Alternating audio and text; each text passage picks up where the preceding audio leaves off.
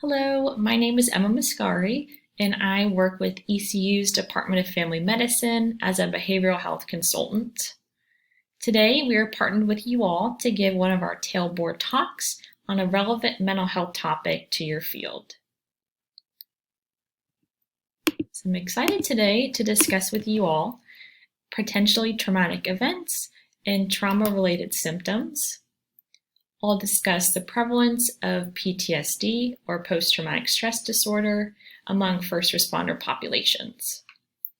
I'm also going to review treatment options through a case study or a real-life example. All right, so let's get started. What is a potentially traumatic event? These are events that are powerful and upsetting that intrude into your daily life. And so usually this happens because they're life-threatening or pose a threat to your physical or psychological well-being. These events might include witnessing something bad happening or someone being killed, natural disasters and their aftermath, interpersonal violence or domestic violence, as well as incidents in the workplace or on the road. And on average, the general population experiences around 3 potentially traumatic events, or PTEs, across their lifetime. Why should you all care about trauma reactions? So firefighters and EMS personnel have routine and repeated exposures to PTEs.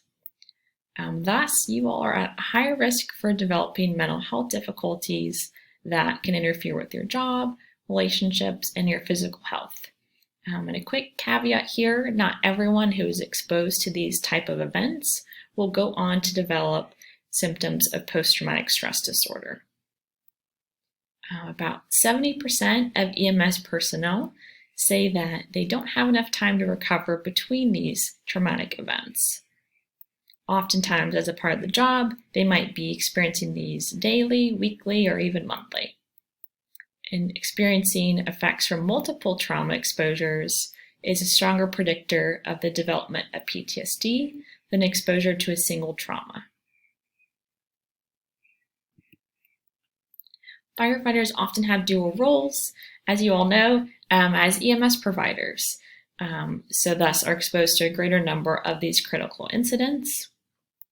In regard to PTSD prevalence rates among EMS professionals and firefighters, PTSD occurs in about 11% of EMS faculty, compared to the general population is around 1 to 3%. Firefighters, there's quite a large range here, but around 11 to 32% experience PTSD. So just point out the discrepancy here between the general population rated PTSD and EMS and firefighter professional rates. And this is really important to note because experiencing symptoms of post-traumatic stress are associated with higher odds of attempting suicide. And so this is where I come in, just giving more information about what these symptoms might look like, as well as treatment options and resources going forward. So what causes these trauma symptoms after exposure to potentially traumatic events? Well, we have built-in alarm systems in our body that alert us to danger or potential threats in our environment. And so if you all have heard about the fight or flight response, that's our alarm system kicking in, and it's activated by stress. And so as you can see, if you're exposed to a potentially traumatic event, this response kicks on. However, when the threat is gone, this alarm system should turn off and go back into your resting state. However, these events can impair that alarm system and mess up its functioning, and so it can no longer tell when that threat is gone, and you'll continue to feel as if the threat is ever present.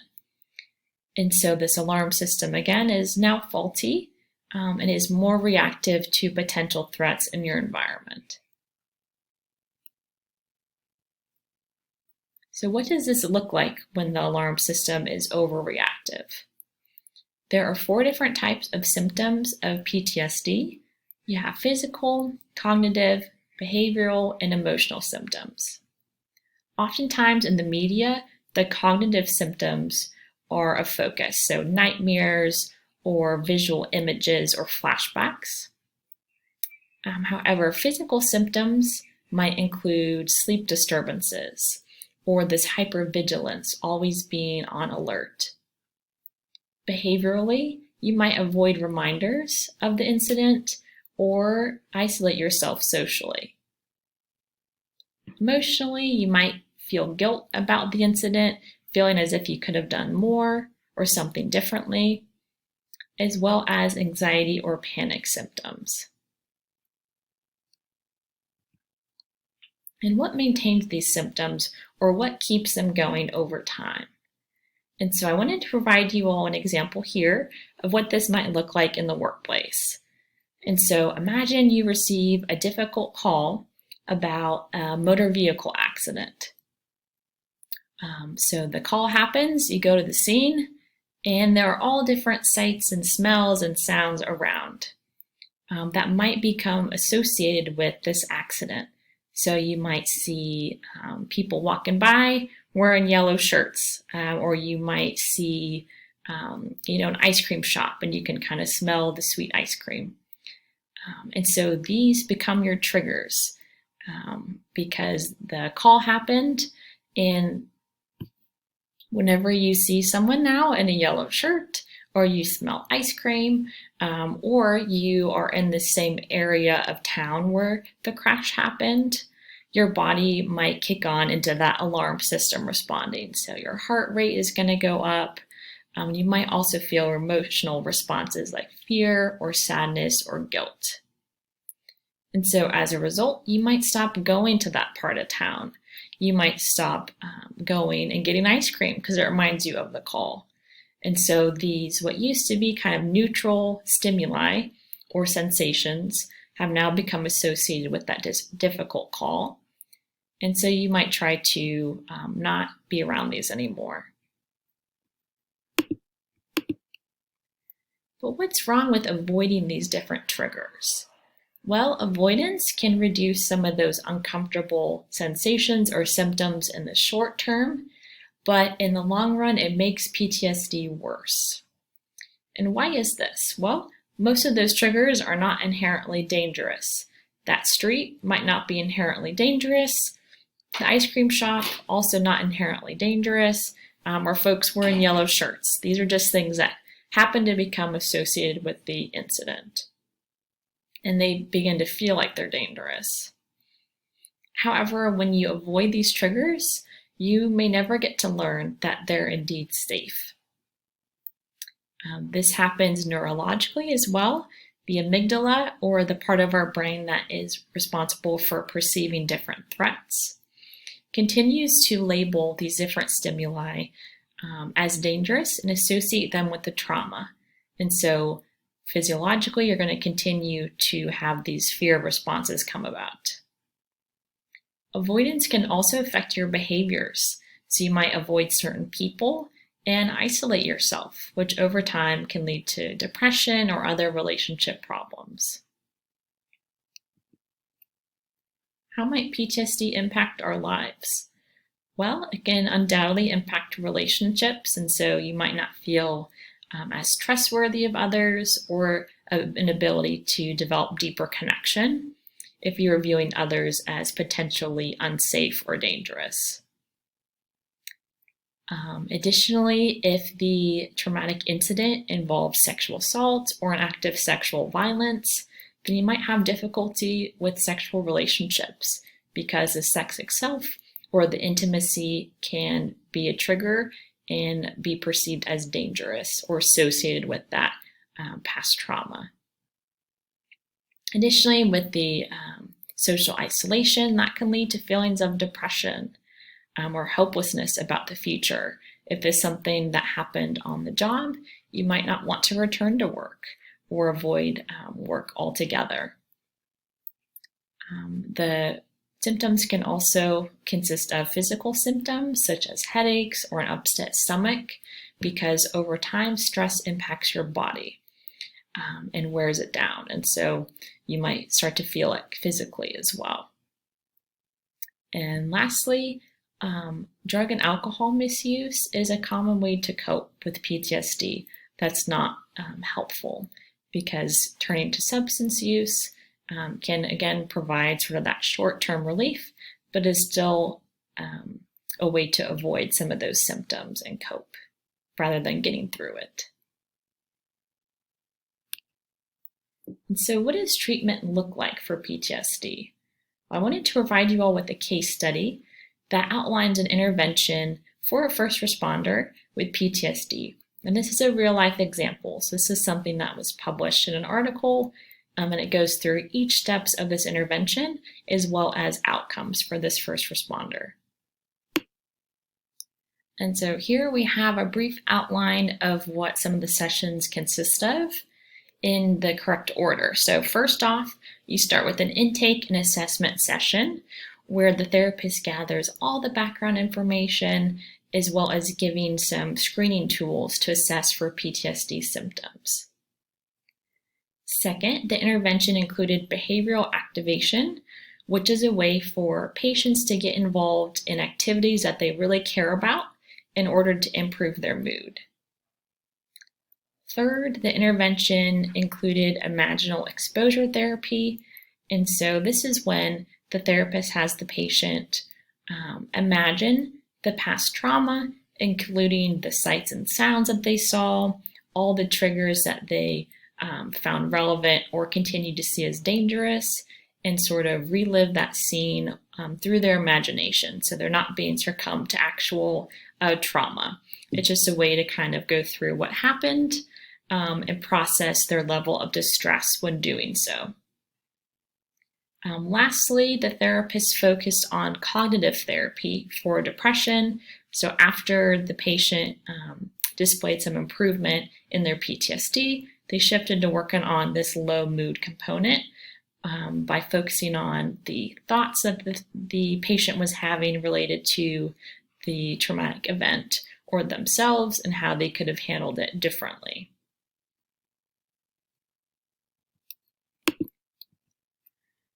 All right, and so getting into the case example of Ryan. Ryan's a 41-year-old divorced white male. He was a firefighter paramedic for 16 years, and he reported experiencing traumatic events daily throughout his career. At the intake assessment, he reported that his most significant trauma occurred in 2004 when he was unable to intubate a 9-month-old who sustained cardiac arrest in a motel bathtub. And so he recalled having his first symptoms of PTSD right after this event. He experienced intrusive thoughts and images related to the call. And by intrusive, I just mean thoughts that pop into his head that are unwanted and really bothersome. He also had negative beliefs about himself, wishing he had done more, feeling guilty as if he could have done something differently. He also had difficulty experiencing positive feelings or enjoying things that he used to prior to the trauma. He also started avoiding the part of town where this incident occurred. And in addition, he reported having intense, horrific images related to his son, his parents, his sister, and his girlfriend. And so these were individuals who were not on the scene of the incident, but the thoughts that he was having started to kind of generalize or spill over into these other areas of his life. And so 12 years after this incident, Ryan sought treatment, which was initiated after a firefighter at his department died by suicide. And so Ryan said, "I've never dealt well with the stress of the job. I replay things in my head from over the past 10 years, and it bothers me. I feel like it physically affects me." So here we can see that Ryan waited a long time. This was a part of his career that was normalized, but it seemed to cause him a lot of stress and even experience some of those physical symptoms as well. His current complaints included difficulty falling and staying asleep due to these intrusive images that were replaying in his mind. Additionally, his negative emotions impacted his career, so he no longer really loved his job anymore and didn't want to go back to work for fear of something similar happening. And so after the intake and assessment, we get into sessions 1 through 3. And as you see things labeled as sessions, these occur weekly. And so oftentimes the therapist and patient are meeting for several weeks at a time. During sessions 1 through 3, they first collaboratively identified values or things that Ryan cared about that he wanted to improve. So they talked about different life domains like romantic relationships, family relationships, career, hobbies, etc., and ultimately decided that their first goal would be to work towards sustaining his value of physical health and fitness. And so with his value of being active, Ryan set a goal of running 2 times a week in order to reflect that value. Oftentimes when you're living in line with your values, again, this will improve your mood.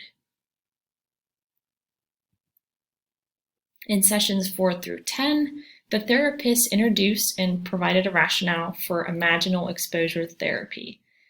And so again, this is when they had Ryan describe the details of the traumatic event through this imaginal exposure exercise, where he recalled the sensory and physiological details, so things that he saw and smelled and heard, as well as how his body felt. Was his heart racing? Did he have a headache? Any sensations? And while doing that, he tracked his level of distress or discomfort. And so this description continued weekly until this imaginal exposure no longer caused distress. At session 10, Ryan reported no distress during this exercise, and his PTSD symptoms were no longer bothering him. In sessions 11 through 17, they then focused on the intrusive thoughts and images that were related to his family and his loved ones, and went through the same exposure exercises, and ultimately the frequency of these images decreased as well. Getting into sessions 18 through 24, so as you can see, this is quite an extensive process. This was something that was bothering Ryan for a decade or more. And so they got more into that behavioral activation, reflecting on what Ryan cared about, which included quality time with his son and his girlfriend. And so they brainstormed activities where he could spend more time with both. Then they addressed his depressed mood and feelings of guilt about mistakes he made as a father. So he went through different situations where he felt potentially guilty, thoughts he had related to that situation, as well as how that made him feel and what that made him do. And so, for example, he would often ruminate on his drive home from work, which made him feel sad and guilty. And then he'd isolate himself from his family. So he'd get really focused on a particular thought, which made him feel bad, and then avoid others. And so the therapist helped him to change that thought to make it more accurate and helpful through a guided exercise, and challenged Ryan to think about the evidence for and against that thought, as well as how accurate and helpful it is to him in day-to-day functioning. And so after he processed the feelings related to that thought, he then did the same related to this new, more accurate or helpful thought. And oftentimes, this helped to decrease some of his feelings of guilt and sadness. Sessions 25 through 27, he began to understand the costs associated with these unhelpful thoughts he was having. They almost became automatic or routine, which led him to feel sad and guilty routinely. And so he was more motivated to challenge these thoughts using some of the guidance that the therapist provided. And they also did some relapse prevention. And so they reviewed all the skills to make sure Ryan could go on and kind of be his own therapist and practice these skills on his own, not in a structured setting. Also, they provided a reminder about avoidance and its costs. So not avoiding situations or thoughts that were associated with the trauma, instead taking that approach to these situations and thoughts. Ultimately, Ryan's total number of horrific images reduced by 90.5%, and his average severity of these images reduced by 92.1%. So overall, he had less of these intrusive thoughts, and they bothered him less as well. And ultimately, how is treatment helpful? Well, thankfully, PTSD is treatable. Individuals can learn to reduce or eliminate their PTSD symptoms by managing their reactions and their responses like Ryan did, integrating back into their family and community because they're developing more trust of others, no longer viewing the world as a dangerous place, and feeling more open to connecting with their loved ones. I wanted to give you all a couple of resources as well if you want to read more about PTSD or resources that might be helpful for treatment. And so you can all visit the National Center for PTSD, and I provide the link there. And the International Association of Firefighters Center for Excellence also provides some great resources about telehealth options for therapy and different resources that are available 24/7 if you have any questions about what treatment might look like or how to get connected with a therapist. I list the number there as well as the website. Thank you all so much for listening and paying such great attention to this talk. I really appreciate your commitment to serving our community. You all are awesome. If you have additional questions, feel free to email me at this email here, and I hope you have a wonderful rest of your day. Take care.